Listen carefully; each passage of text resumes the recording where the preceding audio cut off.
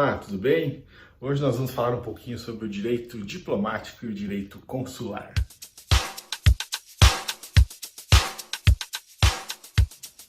Para começarmos a falar sobre direito diplomático e direito consular, é legal a gente entender o que é diplomacia.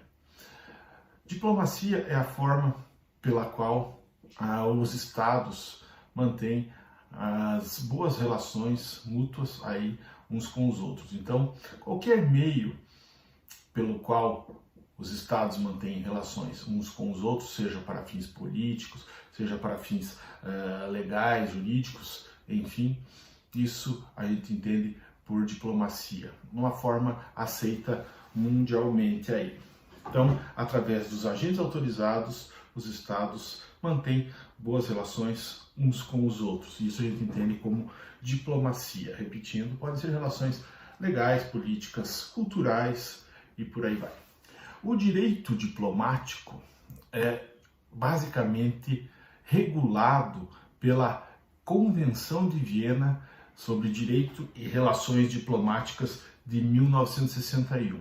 Então, quando a gente trata de direito diplomático, a gente deve lembrar dessa convenção, portanto, a Convenção de Viena, que regula todo o espectro jurídico, aí também social e político, das relações diplomáticas e consulares. Portanto, ela é um verdadeiro código aí de conduta dos Estados-nação para fins de um bom andamento dessas relações diplomáticas e consulares. Ela traz basicamente aí as formas de bom andamento das relações e também apresenta obrigações, direitos e deveres dos Estados com relação à questão diplomática e consular. Também, no que diz respeito às relações diplomáticas, é importante mencionarmos que um princípio válido e que é um dos principais vigentes no âmbito das relações diplomáticas e consulares é o princípio do consentimento mútuo, ou seja, os Estados-nação devem consentir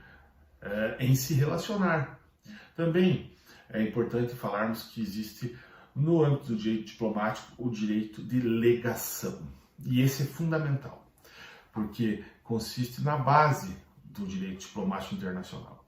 Ou seja, a ideia de que um Estado pode enviar e receber representantes diplomáticos. Ou seja, o direito de legação é basicamente a capacidade e possibilidade que o Estado tem de enviar e receber diplomatas. A doutrina distingue o direito de legação ativo do direito de legação passivo. No caso, o direito de legação ativo é justamente o direito de enviar diplomatas e missões diplomáticas para outros estados.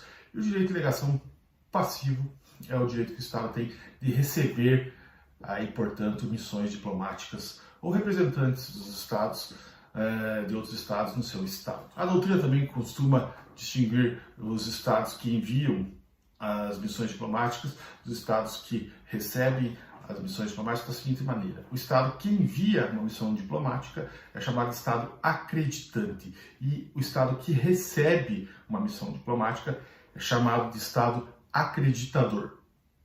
Com relação à missão diplomática ainda, vale ressaltar que existem duas formas da apresentação das mesmas, ou existem dois tipos de missões diplomáticas vislumbrados pela doutrina. A primeira delas é a missão diplomática permanente.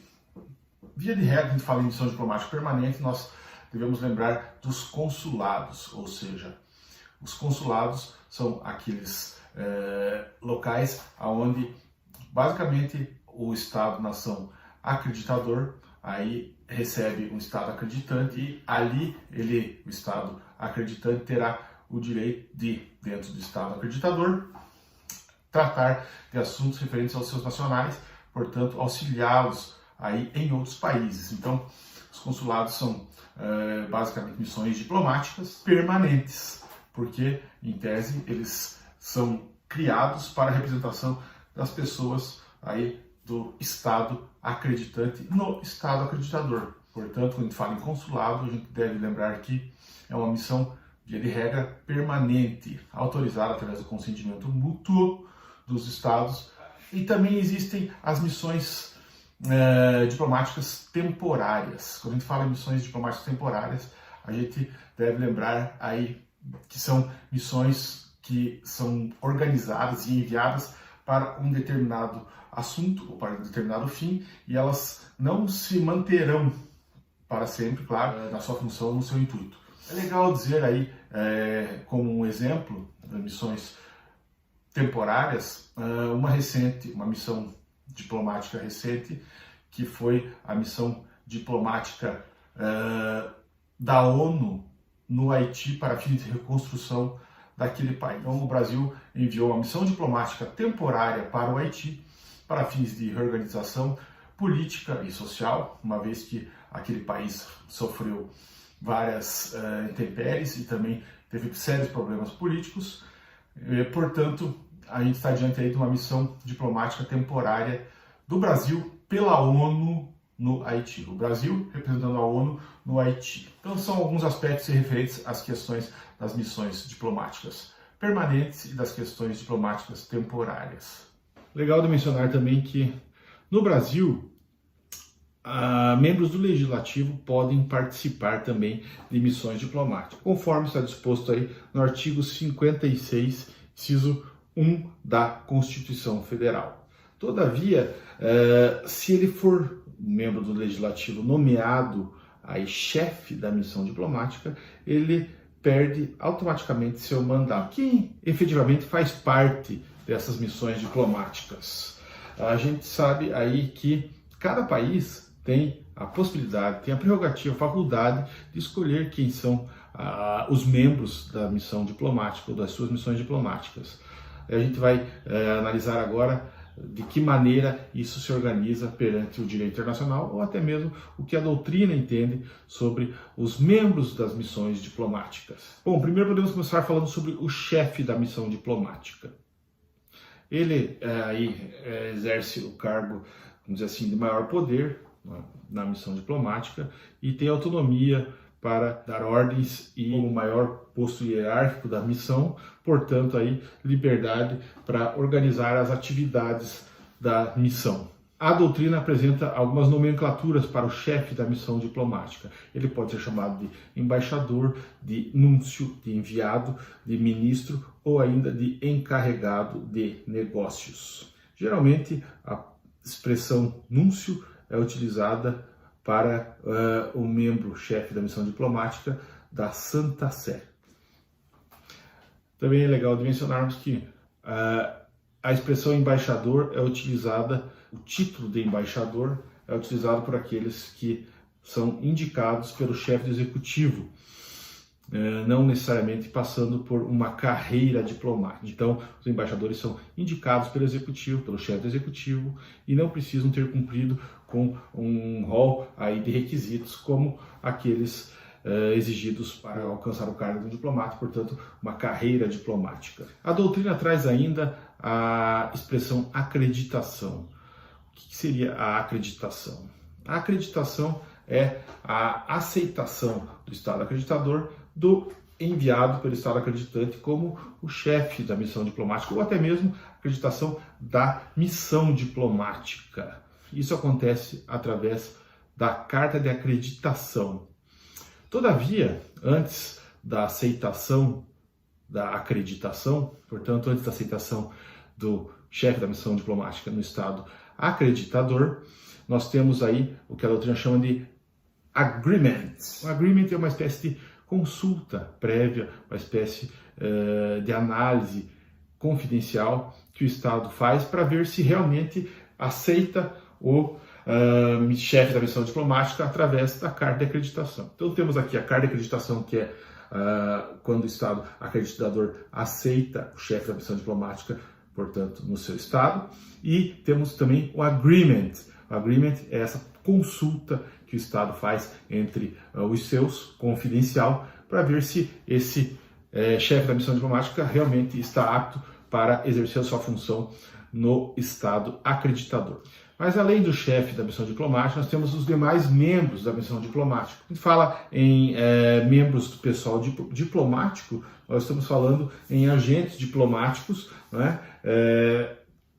O chefe da missão, claro, né? Esse é o entendimento geral, além daí do pessoal diplomático. Quando a gente fala também em membros, a gente fala do pessoal técnico-administrativo ou os membros técnico-administrativos da missão diplomática. São aqueles responsáveis pela parte burocrática, aqueles responsáveis pela parte técnico-administrativa, que tem conhecimento acerca justamente das principais funções da missão, além também do pessoal de serviço, que basicamente constitui-se por aqueles cidadãos, aquelas pessoas que acabam lidando com a parte da cozinha, a parte do jardim, da segurança. É importante mencionar que, de acordo com a legislação brasileira, essas pessoas são equiparadas a funcionários públicos brasileiros, conforme dispõe o artigo 243 aí, da Lei 8.112 de 90. Então, existe equiparação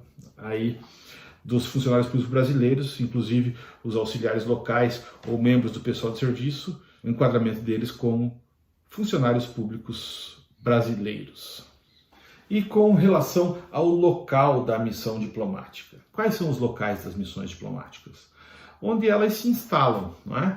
Grande parte da doutrina não entende esse local onde no Estado acreditador está instalada a missão diplomática seja a extensão do território do Estado acreditante, mas onde estiver instalada a missão diplomática, geralmente a gente entende como local da missão diplomática. Não precisa ser um prédio, um terreno, uma casa, pode ser uma embarcação, um avião ou até mesmo um veículo, não é? Isso faz parte, portanto, do local da missão diplomática. E como dispõe a Convenção de Viena sobre Relações Diplomáticas e Consulares, esse local é inviolável. Então existe uma imunidade do Estado acreditante com relação à questão da violabilidade desse local da missão diplomática.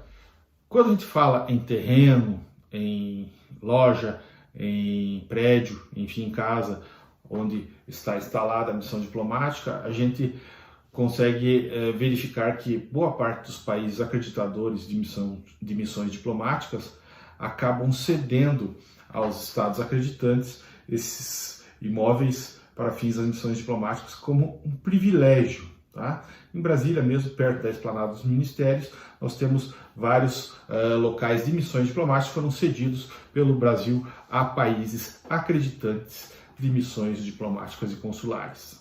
Mas quais são as funções das missões diplomáticas, as principais funções das missões diplomáticas? Isso está disposto no artigo 3º da Convenção de Viena sobre Relações Diplomáticas e Consulares, que diz que, dentre outras, a gente tem aí como uma das principais a da representação do Estado acreditante no Estado acreditador, além da proteção dos interesses do Estado acreditante no Estado acreditador. E também, claro, dos seus nacionais. Como eu disse no começo do vídeo, um dos principais aí, motes das missões diplomáticas e consulares é a representação dos nacionais dos estados acreditantes nos estados acreditadores. Além também da questão da negociação de quaisquer, assuntos entre o estado acreditante e o estado acreditador. Claro que também a gente consegue entender aí que a obtenção de informações lícitas é uma das funções das missões diplomáticas. Então, obtenção de informações no que diz respeito à questão cultural, à questão política, à questão, qualquer que seja, do Estado acreditador pelo Estado acreditante, portanto, que instalou a missão diplomática.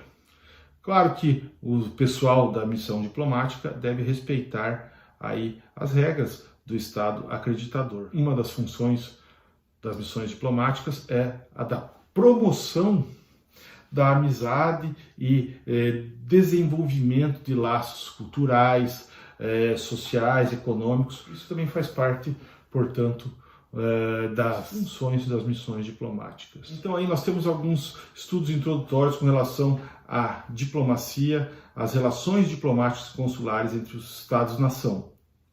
Lembrando que nós temos também aspectos importantes com relação às imunidades previstas pela Convenção de Viena sobre Relações Diplomáticas e Consulares e que são ofertadas aí, são garantidas, na verdade, aos estados acreditantes perante o estado acreditador.